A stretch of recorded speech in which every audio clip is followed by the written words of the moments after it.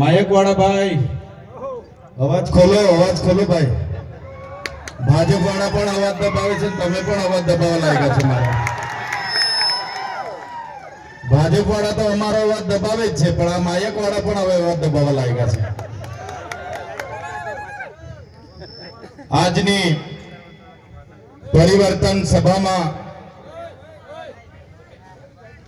મિત્રો બધા બેસી જાઓ, વડીલ બેસી જાઓ, તમે બધા બેસી જાઓ. ત્યાં સુધી બધા જગ્યા પર બેસી જાઓ. બધા લોકોને નમ્ર વિનંતી છે, વડીલોને, બધાને, યુવાનોને, તમામ લોકોને નમ્ર વિનંતી છે. વધારે સમય હું નથી લેવાનો. 10 મિનિટ બધા પોતપોતાની જગ્યા લઈ લો. એકવાર જય આદિવાસી, જય આદિવાસી, જય જોહાર, જય જોહાર. ધન્યવાદ.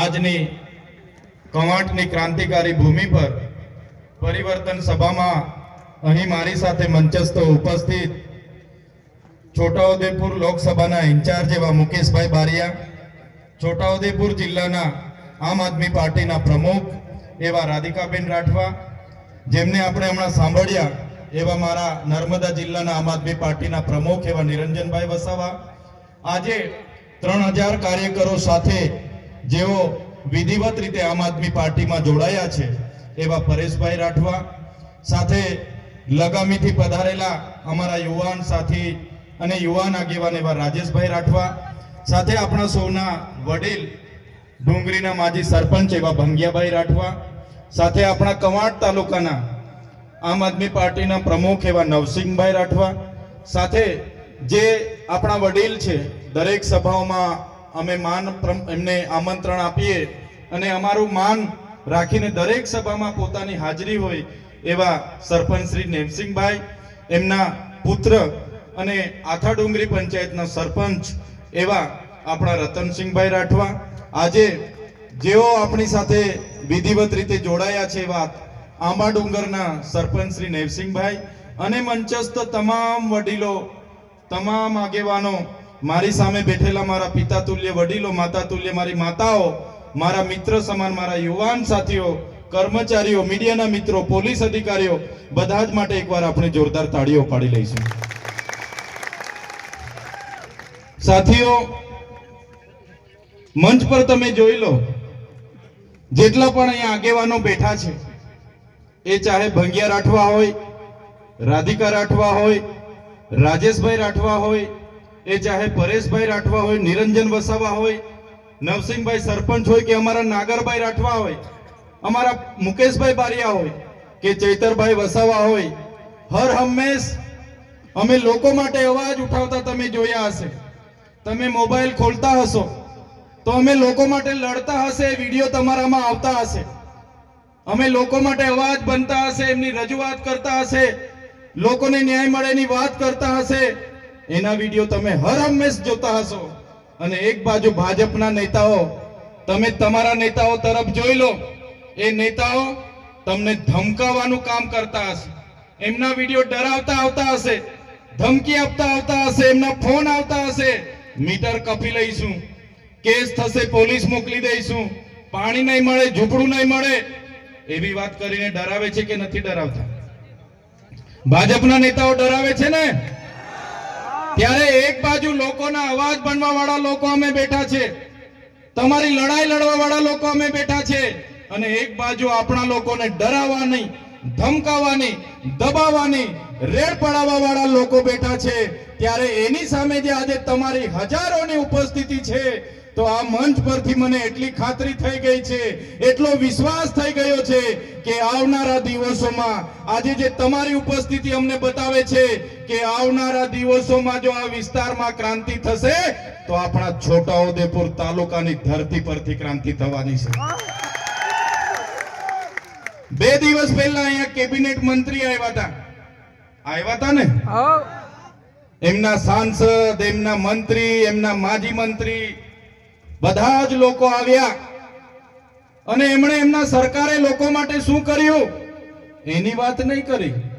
30 વર્ષના શાસનમાં શિક્ષણમાં શું કર્યું, આરોગ્ય માટે દવાખાનામાં ડોક્ટરો, સાધનો શું કર્યા, કેટલા લોકોને સિંચાઈના બોર કરી આપ્યા, કેટલા ગામોમાં રસ્તા બાકી છે, કેટલા ગામોમાં આંગણવાડી કેમ બાકી છે, શાળાઓ કેમ બનતી નથી, યુવાનોને રોજગારી કેમ મળતી નથી, મનરેગામાં બચુભાઈ ખાબડના દીકરાએ કઈ રીતના કૌભાંડ કર્યું, નળમાંથી પાણી કેમ આવતું નથી, એની એક પણ નેતાએ વાત કરી નથી.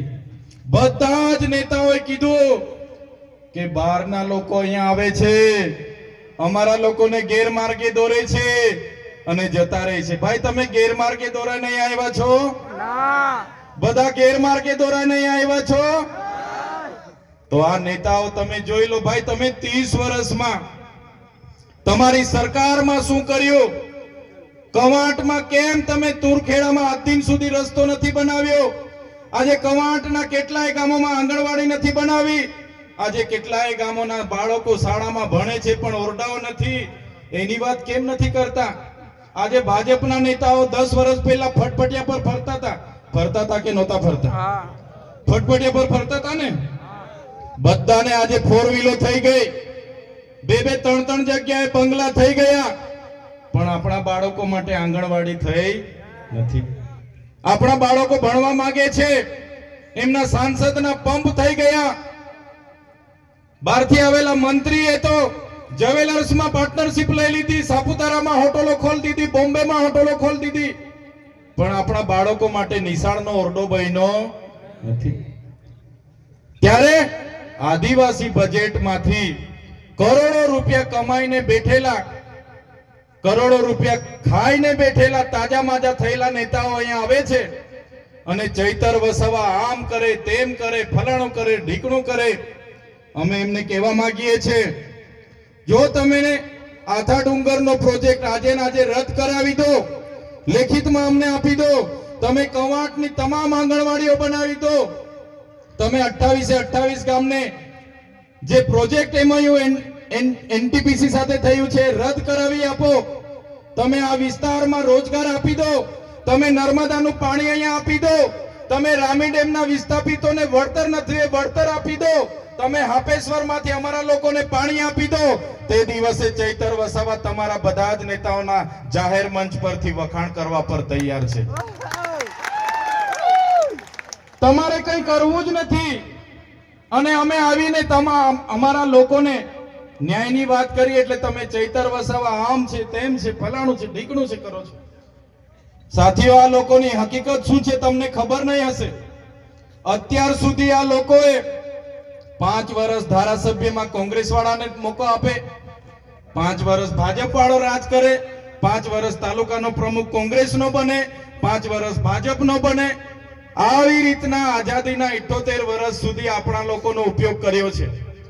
હવે અમારા જેવા લોકો આવ્યા અને અમારા જેવા લોકોએ હિસાબ માંગ્યો કે ભાઈ તમે મનરેગામાં આટલું મોટું કૌભાંડ કેમ કર્યું, ભાઈ તમે નલ સે જલમાં કૌભાંડ કેમ કર્યું, ભાઈ તમે કોને પૂછીને આંબા ડુંગરમાં 28 ગામોને વિસ્થાપિત કરવાનો પ્રોજેક્ટ લાવ્યા છો, ભાઈ તમે કેમ હાઇડ્રો પ્રોજેક્ટ લાવ્યા છો, ભાઈ તમે અહીંયા પુલ કેમ નથી બનાવતા પાવી જેતપુરનો, ભાઈ તમે તુરખેડાની બહેનો માટે રોડ કેમ નથી બનાવતા, ભાઈ તમે અહીંયા દવાખાનામાં ડોક્ટરો કેમ નથી મૂકતા. એમ કરીને અમે આવીને સરકારમાં રજૂઆત કરીએ એટલે આ લોકોને ગમતું નથી. એ લોકોને એવું છે કે ભાઈ આપણે તો મામા ભાણિયા બનીને રાજ કરતા હતા, હવે ત્રીજો મોરચો આવી ગયો છે. થયું કે નહીં થયું? એ લોકોને અત્યાર સુધી મામા ભાણિયાએ કીધું કે ગુજરાતમાં ત્રીજો મોરચો નથી ચાલવાનો, ત્રીજી પક્ષ નથી ચાલવાનો, એવો પ્રચાર હતો ને આ લોકોનો. ત્રીજો મોરચો ચાલવાની વાત તો દૂર, આ ત્રીજો મોરચો દોડવા લાગ્યો છે કૌભાંડમાં. આજે આખા બજારમાં દોડી ફરે છે. આજે ત્રીજો પક્ષ આખા ગુજરાતમાં દોડે છે.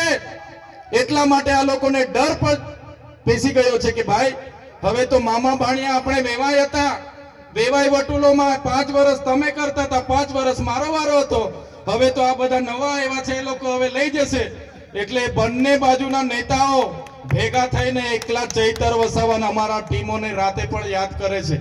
રાતે ઊંઘમાં પણ અમે દેખાઈએ છીએ, રાતે સપનામાં પણ ચૈતર વસાવા દેખાય. એટલે રાતે ઉઠીને 1 ગ્લાસ માટલાનું પાણી પીવું પડે ને સવારે અમે ઉઠીને જોઈએ તો મોબાઈલમાં એ લોકોના વિડીયો આવી જાય છે.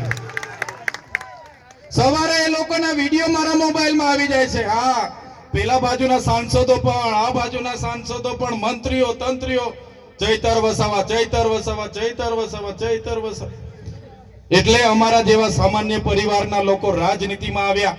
આજે પરેશભાઈ જેવા રાજનીતિમાં આવ્યા, રાજેશભાઈ રાજનીતિમાં આવ્યા, નિરંજનભાઈ રાજનીતિમાં આવ્યા અને અમે ચોખ્ખી રાજનીતિ કરીએ છીએ.